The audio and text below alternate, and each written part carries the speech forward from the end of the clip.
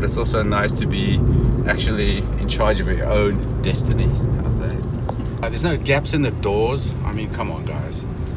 There's no rain leaking in on your feet when it rains. Don't know if you've been in a modern car lately, but it's very different to a Defender. If you've been driving a Defender for the last 15 years, the steering is super sharp. Even a little twitch of this much is enough to get everything shaking, including the camera. Another thing is it's very pokey, goes very well, pulls very well from even very low revs, which is quite surprising for a petrol engine. I'll take it, but then again, my reference point is a little bit different to yours. The other one is it's got lane assist, but not as aggressive as some, because we were in an Audi Q3 the other day and it really tries to pull you back to the middle of the lane.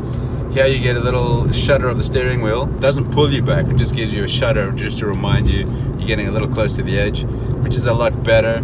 Also the assistance aids that you get these days standard on new vehicles from legislation.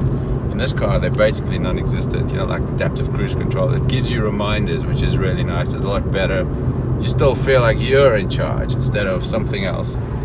There's a quick look at the Clio, which seems to be the newest one, and they've gone for the traditional approach, just like VW has done with the Golf, I think. A little bit of iterative stuff, nothing fancy, nothing brand new, just carrying on a theme. Don't know about you guys, but I'm finding it a bit of a struggle to get used to this stuff, all this modern technology. The clutch is super light. I mean, it's feather light. You can push it down with 2 fingers, I'm sure. The steering wheel, 1 finger. And I keep forgetting to change gear because the engine's so quiet and so smooth, it revs out and you're sitting at 4th forever and you should be in 6th. It's a lot quieter in here. This is a very bad road. You can hear a bit of tire noise. Now it's gone. And in a Defender we can't even have this conversation, as you know. It's very well sorted out, very well engineered, which is also unusual, something we're not used to either. I feel a little bit invisible. It's a little bit boring.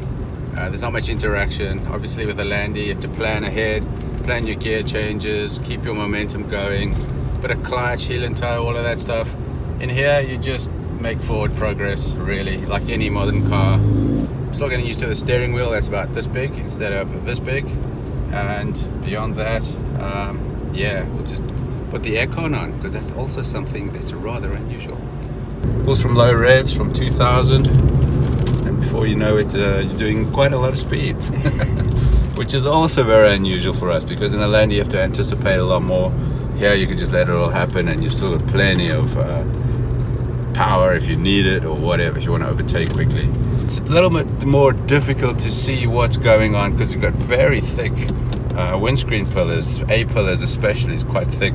In a Landy they're about this thick, so you've got a huge view. You can see a lot more of what's going on and you're a lot slower as well as you go along. So that's a big difference in here. You feel a lot more enclosed, cocooned, but that's also part of crash safety and all the new stuff that has been legislated these days. I don't know how we survived in the 70s and the 80s because there was nothing helping us at all. We were just on our own and left our own devices, and somehow we're still here. Anyway, that's a story for another day. We're cruising on the highway now, very quiet. I'm very impressed with that. This is the petrol engine, obviously, very good economically as well, which I'm going to have a look at in a minute when we fill up.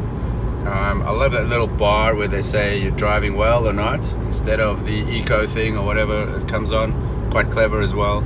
Android Auto, CarPlay, all of that stuff works really well. The screen is very fast, the navigation, which is quite nice. Gearbox is quite smooth. Clutch is a little bit clunky. Obviously I'm not used to it because obviously we can't travel around in a Landy all the time. The engine, I think it's a triple. It's a little bit jerky, but that's probably operator error. Very impressed. The cabin finishings are good. The door shuts very well. Good space in the boot, gotta say that. We've got a lot of bags in there. Everything's really well finished. It looks really good. I think there's wireless charging as well. A couple of cup holders. The steering wheel is not too full of stuff. Everything's very intuitive. You don't have to look at the manual at all, which I never did, and then we're still managing to get along the road. Styling, I don't know. I feel quite anonymous, which is maybe a good thing. Driving a French car in France, We're not used to that, of course. We obviously travel around a little bit higher and a little bit noisier and a lot slower. I don't think it's bland at all. I actually quite like it. It's kind of a bit Darth Vader, the front style, and the back reminds me of the Megane I had, and that was like one of my favorite cars, you know, second favorite to the Land Rover. But I like it, and the color is obviously gorgeous. So for me, it's a thumbs up on the styling. I disagree with my husband. I think it's great. Everything works really well. The finishings are good. The only negative point I have is the air conditioning button, which feels a little plasticky because it is plastic. And beyond that, it's quite cocooned in here, but it is a small hatch. Obviously, we're not talking Bentley levels of room and space.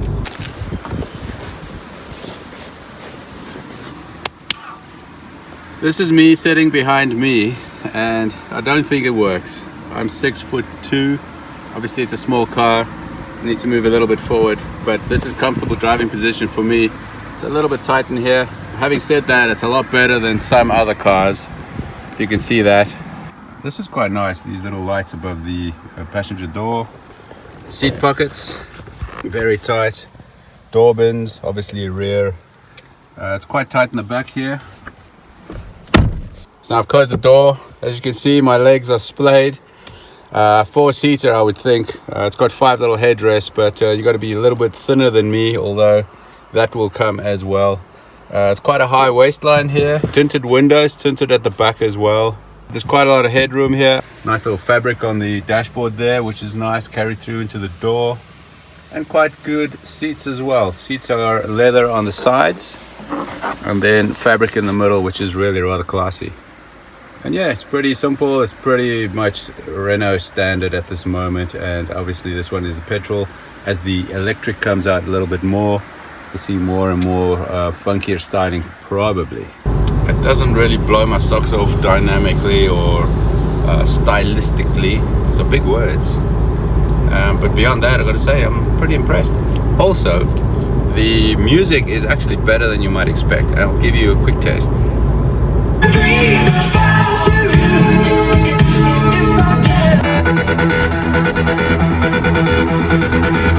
There you go. That's standard out of the factory. That's not too bad, man. A lot better than I'm used to anyway.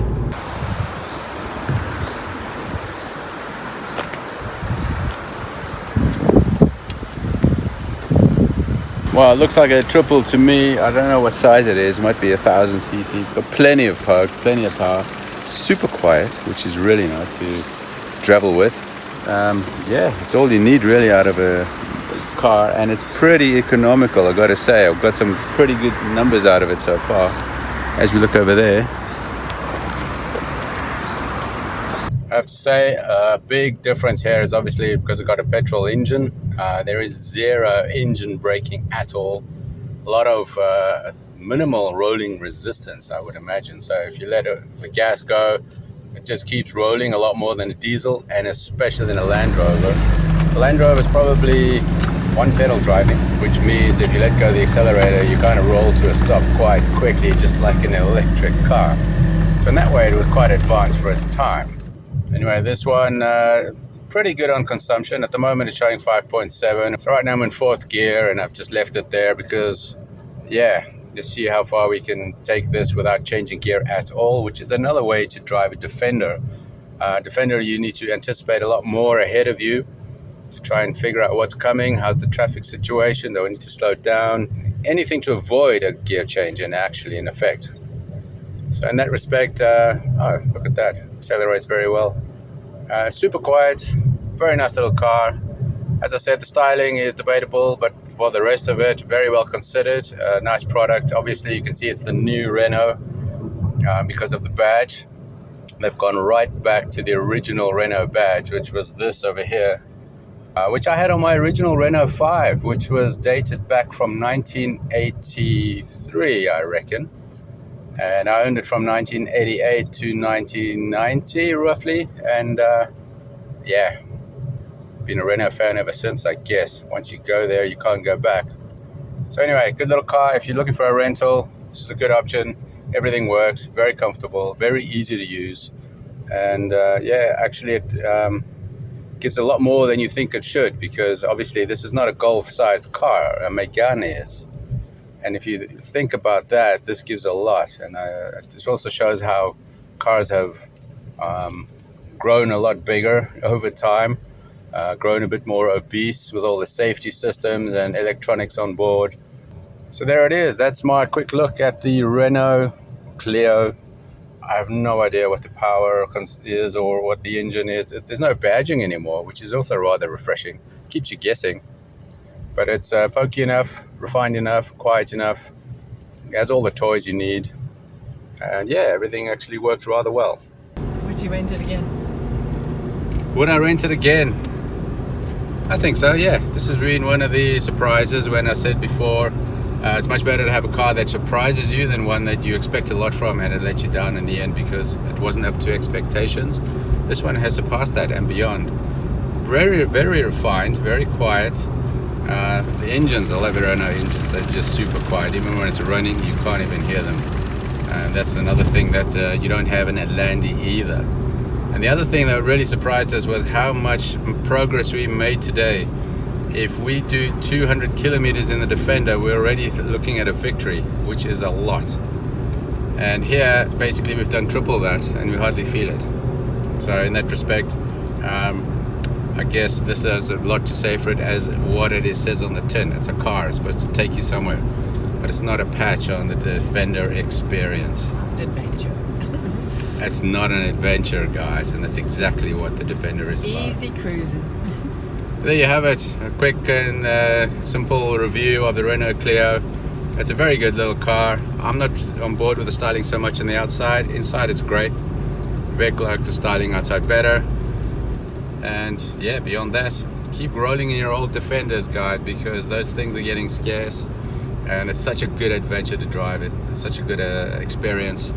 You're always coming to your destination totally worn out with a big fat smile on your face. Thanks for watching, guys. This is not a report from the local Landy Defender, but a little French hatch. I hope it was informative. Hope it helps you sort out your next car if you need to, or if you need a rental, pick this one. Thanks for watching. Catch you on the next one. Keep rolling.